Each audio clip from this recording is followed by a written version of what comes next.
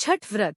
छठ पूजा हिंदू धर्म का एक अत्यंत पवित्र और कठोर व्रत है जो मुख्य रूप से सूर्य देव और माता छठी मैया को समर्पित होता है।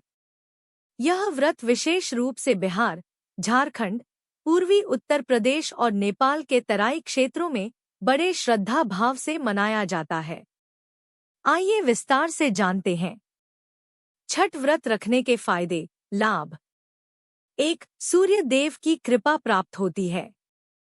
सूर्य देव जीवनदाता माने जाते हैं। व्रत करने से शरीर में ऊर्जा, आत्मविश्वास और सकारात्मकता आती है। 2. स्वास्थ्य लाभ। इस व्रत में व्रत रखने वाला व्यक्ति शुद्ध आहार, उपवास और जल सेवन में संयम रखता है, जिससे शरीर शुद्ध होता है और रोगों से रक्षा होती है। 3. परिवार की सुख समृद्धि। छठ व्रत रखने से परिवार में सुख, शांति और समृद्धि आती है। संतान की दीर्घायु और कल्याण के लिए यह व्रत विशेष रूप से फलदायी माना गया है। 4. मन की शुद्धि और आत्मसंयम।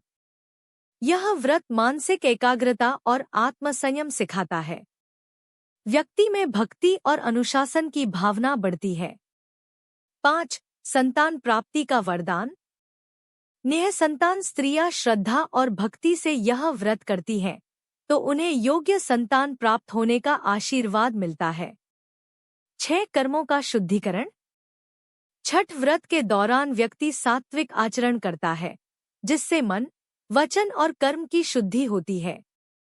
छठ व्रत कैसे किया जाता है? विधि। 1. नहाय खाए, पहला दिन। इस दिन व्रती सुबह स्नान कर घर की सफाई करते हैं।